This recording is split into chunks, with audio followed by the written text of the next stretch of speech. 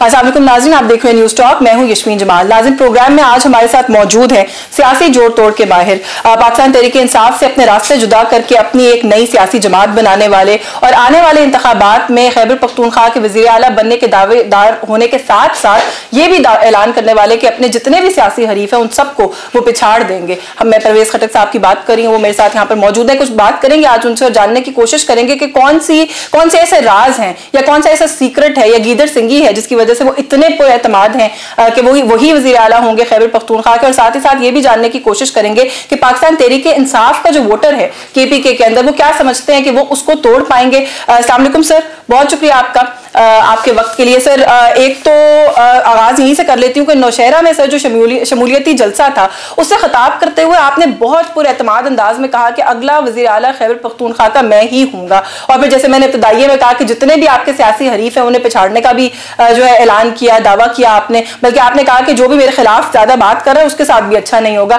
तो सबसे पहले अगर आपसे यही पूछ लूं कि सर इतना एतमाद, एक सियासतदान को पूरा एतमाद तो नजर आना चाहिए, लेकिन ये बहुत ज्यादा एतमाद कहाँ से आ रहा है आपके अंदर? देखिए, बहुत ज़्यादा एतमाद इसलिए आता है कि एक मैं सियासी आदमी हूँ और अगर एक टारगेट मैंने लिया हुआ तो मेरे एम है कि मैं वहाँ पहुँचूँ। जब आप अपना एम बना लेते हैं उसके लिए स्ट्रगल करते हैं तो इंशाल्लाह मैं जो इतना पुरएतमाद हूँ कि मुझे यकीन है कि मैं ज़िंदगी में जब भी कोई टारगेट लिया और एम किया अल्लाह ने कामयाबी दी। तो मुझे अल्लाह पे यकीन है कि मैं मेहनत कर रहा हूँ, लोग मेरे साथ शामिल हो रहे हैं, उनमें से वो लोग शामिल हो जो जिसके बैक पे हज़ारों वोट हैं। तो इंशाल्लाह मुकाबला भी करेंगे और जीतेंगे भी। तो ये अगर मैं कहूँ कि हम नहीं जीतेंगे तो फिर क्या सियासत हुई, फिर क्यों मैदान में? मैं इस एम के साथ आया हूँ कि हमने जीतना है और हमने मुखालिफिन को शिकस्त देना है। उसके लिए सियासी बड़े हरबे हैं, ग्रुपिंग करनी पड़ती है डिफरेंट ज़िलों में, इलाकों में। कई ऐसी पार्टियाँ हो सकती हैं उनसे मैं सीट टू सीट एडजस्टमेंट कर रहा हूँ, मेरी ऑलरेडी बातें चली है। तो डिफरेंट एरियाज़ में डिफरेंट, हमारा सूबा अलग है, पंजाब सेपरेट है, यहाँ हज़ारा की डायनामिक्स और है, साउथ की डायनामिक्स और है, मलाकंड की और है और पेशावर रीजन की और है। तो मुझे सबकी डायनामिक्स पता है, मुझे सारे फैमिलीज़ पता है, मेरे राब्ते सबके साथ हैं और मुझे तकरीबन 60-70% तो मैं कवर कर चुका हूँ। इंशाल्लाह चंद दिनों में और भी अच्छे लोग आ रहे। तो मैं इस एम से इलेक्शन लड़ूंगा और लड़ रहा हूँ कि मेरा टारगेट है कि इस सूबे में पाकिस्तान तहरीक-ए-इंसाफ पार्लियामेंटेरियन अक्सरियत में आए। बिल्कुल दुरुस्त कहा आपने कि यही एम होना चाहिए किसी भी सियासतदान का। सीट एडजस्टमेंट पर भी मैं आपसे तफसील से बात करती हूँ, लेकिन सर इसी जलसे के अंदर आपने दो जो है वो कौमी असेंबली की और आई थिंक 5 सूबाई असेंबली की नशस्तों के हवाले से ऐलान किया कि आप खुद लड़ेंगे, आपके बेटे लड़ेंगे, आपके दामाद लड़ेंगे। सर, अब तनकीद ये की जा रही है कि एक तरफ आप कहते हैं कि बहुत से इलेक्टेबल्स और काबिल जिक्र शख्सियात आपके पास आ रही हैं, दूसरी तरफ आप अपने पूरे खानदान को इलेक्शन लड़ाने का कह रहे हैं। तो इसका मतलब है कि कोई कमजोरी है जिसकी वजह से आप समझते हैं कि आप ही का खानदान जो है वो संभाल सकता है आपकी जमात को? हमने टारगेट दिया हुआ है कि हम खड़े करेंगे, हो सकता है हमारी सीट एडजस्टमेंट हो जाए। तो नौशहरा तो मेरा है, नौशहरा ने सारी उम्र हमें जिताया।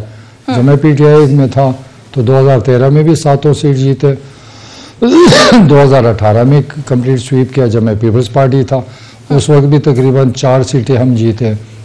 तो मैं शेरपाव में था, उस वक्त शेरपाव का कोई वोट नहीं था, फिर भी हम 2 सीटें जीते। तो मुझे तो नौशहरा का इशू कोई नहीं है। मैं इंशाल्लाह जिसको सपोर्ट करूँगा वो जीतेगा। बाकी सूबा है उसमें मुझे यकीन है कि इंशाल्लाह हम निकले, क्योंकि हम ऐसी बात नहीं कर रहे। ये लोग आ रहे हैं, बाग दिखा रहे हैं कि हम ये करेंगे, हमें मौका दो। हमने तो करके दिखाया। 5 साल मैंने यहाँ हुकूमत की, बेहतरीन रिफॉर्म्स किए, पुलिस को बेहतर किया, हेल्थ को बेहतर किया, एजुकेशन में रिफॉर्म लाए, टीचर को हाजिर किया, रिजल्ट बेहतर किए स्कूलों के, रिश्वत पे हाथ डाला, सेहत कार्ड दिया, बिलियन ट्री बनाया, सुनामी शुरू की, हमने BRT बनाया, स्वात मोटरवे बनाया सूबाई हुकूमत से, हर ज़िले में तरक्की की है, बिजली की मद में, गैस की मद में, सड़कों की मद में। किसी ज़िले में कोई नहीं कह सकता कि मेरे दौर में उधर तवज्जो नहीं दी गई। तो इसलिए इन सब चीज़ों को देख रहा हूँ और लोग समझदार हैं, उनको पता है कौन डिलीवर करने वाला है, कौन प्रैक्टिकल काम करने वाला है। सर, आप कह रहे हैं नौशहरा आपका है, लोगों को पता है डिलीवर कौन करने वाला है, लेकिन ये जो आपने कहा ना कि मैं यहाँ पर मैं जिसको मर्जी खड़ा करूँ, नौशहरा मेरा है। सर, तो ये मौरूसी सियासत की फिर एक कड़ी ना हुई कि क्योंकि नौशहरा मेरा है तो फिर मेरे ही बेटे होंगे, मेरे ही बच्चे होंगे, मेरे ही दामाद होंगे? یہ کسی کو اس سے کیا تعلق ہے؟ میں موروثی سیاست کے خلاف اس ملک میں پوری ایک ڈیبیٹ ہے، تعلق تو ہے نا؟ یہ بیوقوف ہے جو باتیں کر رہے ہیں. پاکستان میں سارے خاندان موروثی سیاست کرتے ہیں اور چاہے وہ سندھ ہے، چاہے وہ بلوچستان ہے، چاہے پنجاب ہے، چاہے صوبے میں. اگر مجھے اس سے بہتر کینڈیڈیٹ ملا میں ضرور کھڑا کروں گا. ابھی تو خیر ایک اعلان ہے جو میں کر رہا ہوں. آپ کو کیا اس کے فکر ہے کہ میں موروثی ہوں، جو مرضی ہوں، میں جو مرضی کروں، میں آزاد ہوں.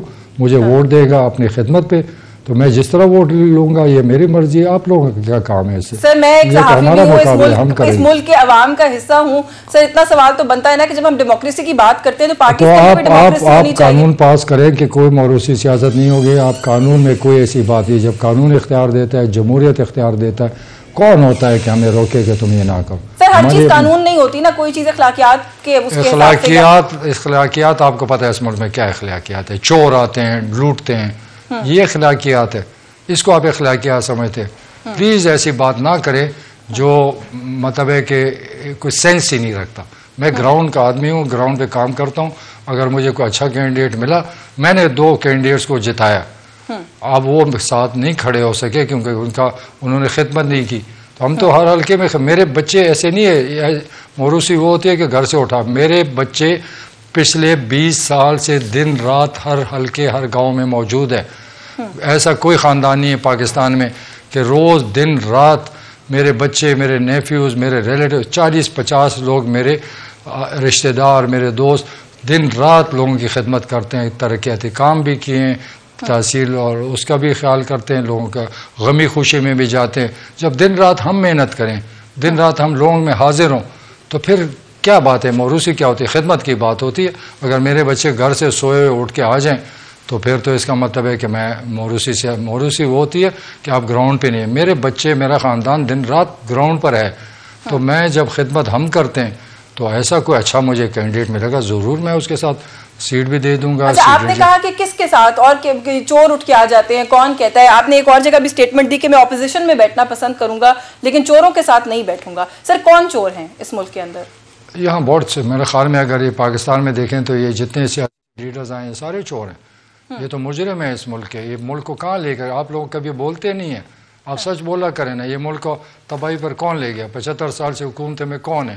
کیونکہ فیصلے وزیر اعظم کرتا ہے. اس ملک کے جو وزیر اعظم آیا کون سی اس نے پالیسی دی، کون سا اس نے ڈالر بڑھایا، کہاں پر انہوں نے انڈسٹری لائے، کہاں پر عدالتوں میں انصاف لے کر آئے، کہاں پر اس ملک کے قرضے کم ہوئے. یہ تو قرضے لیتے رہے، مزے کرتے رہے. واپسی کا وقت آیا، عوام ڈوب گئے، مہنگائی میں تباہ کر دیا. یہی تو ہمارے مجرم ہے اس میں تو آیا ہوں، میں کھل کے کہتا ہوں کہ انہوں نے اس ملک کو تباہ کیے. یہ مجرم ہے اس ملک میں کیونکہ وہ ملک جو ان سے پیچھے تو آگے چلے گئے. جس ملک کو یاد رکھیں، جس ملک کو اللہ نے ایماندار لیڈر دیا وہ ملک ترقی کر گیا. دنیا کی تاریخ ہے. آپ کو بھی کہتا ہوں، آپ کسی ملک جو ترقی یافتہ ہے اس پہ انگلی رکھیں. آپ چیک کریں کون سے سال میں ترقی ہوئی، پھر چیک کریں اس میں لیڈر کون تھا. ایماندار لیڈر آیا، ایک ملک کو اٹھا لیا. مثال آپ کے سامنے بنگلہ دیش کی ہے. بنگلہ دیش کا کیا حال ہے؟ وہ مغربی پاکستان مشرقی پاکستان کو کھاتا تھا. مجیب الرحمان چیخیں مارتا تھا کہ مجھے اسلام آباد کی سڑکوں سے پٹسن کی بو آ رہی. آج وہ بنگلہ دیش، ایک عورت آئی، 10 سال حکومت کی. آج دیکھیں نا بنگلہ دیش میں ترقی ہو رہی ہے، لوگ انویسٹمنٹ کر رہے ہیں، کارخانے آ رہے ہیں کیونکہ ایماندار لیڈر آ گئی. اللہ کرے اس پاکستان میں ایماندار لیڈر آئے. دیکھیں پاکستان اٹھتا ہے کہ نہیں. یہ جو بات سر آپ کہہ رہے ہیں کہ جو روایتی سیاسی جماعتیں ہیں یا سیاستدان ہیں، آپ نے مجھے کہا کہ آپ سچ بولیں، یہ سب لوگ چور ہیں، انہوں نے کیا کیا نہیں کیا بیک گراؤنڈ میں اگر چلے جائیں. سر 2 باتیں. ایک تو یہ کہ ایسا نہیں لگتا کہ یہ سابق چیئرمین پاکستان تحریک انصاف عمران خان صاحب کا ہی وہ ہے نیریٹو ہے، بیانیہ ہے. انہوں نے بھی ہر کسی کو بلا تفریق کہا کہ سب اس ملک کے اندر چور ہیں. میں یہ نہیں کہتا کہ یہ چور ہے. چور تو اللہ اس کا حساب کرے گا. میں کہتا ہوں اس ملک کے ساتھ انہوں نے دھوکہ کیا. یہ مجرم ہے. یہ مہنگائی ان کی وجہ سے، کیونکہ قرضے لیے. قرضے نہ لیتے تو ہمارے پاس شرائط نہ آتی. ہم IMF کی غلامی نہ کرتے، ہم انگریزوں کی غلامی نہ کرتے. یہ اگر اس ملک کو چلاتے، صحیح انویسٹمنٹ کرتے، صحیح پالیسی دیتے، ملک ترقی کرتا، انڈسٹری بنتی، ایکسپورٹ بڑھتا، ڈالر آتا. بتائے نہ کوئی. چلو آج بتا دیں ان کے پاس کون سی فیڈرل میں کون سی پالیسی کہ اس طرح ڈالر کیسے بڑھے گا، ایکسپورٹ کیسے بڑھے گی، اکانومی کیسے بہتر ہوگی، مہنگائی کیسے کم ہوگی. آپ اب بھی عمران خان کے بیانیے سے اتفاق کرتے ہیں نا؟ جو وہ کہتے تھے پھر وہ مطلب یہ جو باتیں کرتے تھے کم سے کم ٹھیک کرتے تھے، آپ کہہ رہے ہیں. میں اتفاق اس وقت کرتا تھا لیکن میں نے اس کو دیکھا اس میں بھی وہ نہیں تھا. اس نے کون سی پالیسیز اچھی بنائی؟ اس نے کون سے ڈالر اس ملک پہ لائے؟ جیسے تقریر میں کہ ڈالر کی بارش ہوگی، کدھر ہوگی؟ ہم تو ڈوب گئے، لوگ آسمان پہ چلے گئے، ہم زمین میں ڈوب گئے۔ یہاں پر کون سے کارخانے لگے، یہاں کون سی انویسٹمنٹ آئی، یہاں پر ہماری کون سی ایکسپورٹ بڑھی؟ تو یہاں پر تو انصاف ہی نہیں مل رہا۔ یہ لوگ ذمہ دار ہیں۔ اگر ہمارے پاکستانیوں میں عقل ہو، سوچ کرے، میں منت کرتا اپنے ملک کے لوگوں کو کہ خدا را انہی لوگوں نے، انہی لیڈروں نے اس ملک کو اس نیچ پر لے گئے۔ دنیا ترقی کر گئی، دنیا میں خوشحالی آ رہی ہے، ملک بہتر ہو رہے۔ آپ نے ساری دنیا دیکھی ہوگی، سن بھی رہے، کون سا ملک ہمارے طرح ڈوبا ہوا ہے قرضوں میں؟ وہ ملک ہوگا جو کہ افریقہ میں ہوگا، جن کے پاس کچھ نہیں ہوگا۔ ہم تو ڈوب گئے ہیں، اب نکالے گا کون؟ اچھا، آپ کہتے ہیں پالیسیز نہیں ہیں، آپ نے کہا کہ چلے میں چور نہیں کہتا، لیکن ان سب نے ملک کے ساتھ دھوکہ کیا، ان کے ساتھ ملک کے ساتھ کوئی بھی سنسیئر نہیں تھا سر۔ پھر اس کے بعد آپ کہتے ہیں میں سیٹ ایڈجسٹمنٹ بھی کروں گا، تو سر پھر باقی لوگ تو یہی ہیں، وہی ٹپیکل ٹریڈیشنل دھوکے باز آپ کے؟ میں ہو سکتا ہے اس ٹریڈیشنل لیڈرز کی پارٹیوں سے نہ کروں۔ ہمارے یہاں پر چھوٹی چھوٹی اور بھی پارٹیاں جو صوبے کے سیاست کرتے ہیں، میں تو اس کے بعد دیکھیں یہاں پر ٹیکسیشن کا نظام ہی ٹھیک نہیں۔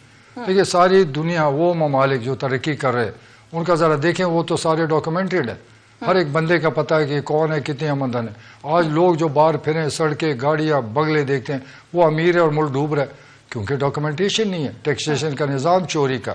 اور جب تک آپ فول پروف سسٹم نہیں بنائیں گے، دنیا کی طرح ڈاکومنٹ نہیں کریں گے، آج امریکہ یورپ کا انڈاکومنٹ کر دو، ہفتے میں دیکھو ان کا کیا حال ہوتا ہے۔ یہاں تو ٹیکس بھی نہیں، ٹیکس لے سب سے لیں تو یہ ٹیکس نیچے گر جائے گا۔ جب تک سب ٹیکس نہیں دیں گے تو مہنگائی ختم نہیں ہوگی، بجلی سستی نہیں ہوگی، گیس سستا نہیں ہوگا۔ یہ کون سا انصاف ہے کہ قرضے لو اور تاڑیاں بجاؤ، اور پھر قرضے کے واپسی کے لیے اور قرضہ لو، سود بھی دو، شرائط پر مہنگائی بھی ڈاؤ۔ ہم تو غلامی میں کام کریں، اور غلامی کس کی وجہ سے؟ انہی کی وجہ سے غلامی ہے۔ ایک تو اس کو کیسے توڑ سکتے ہیں، اس پر بھی آپ سے بات کرتی ہوں، اور دوسرا پاکستان تحریک انصاف پارلیمنٹیرینز کے لیے آپ کا کیا ویژن ہے، یہ بھی تھوڑا جاننے کی کوشش کروں گی۔ ایک بریک کا کہا جا رہا ہے، بریک سے واپس آ کے یہیں سے گفتگو کو آگے بڑھائیں گے، ہمارے ساتھ رہیے۔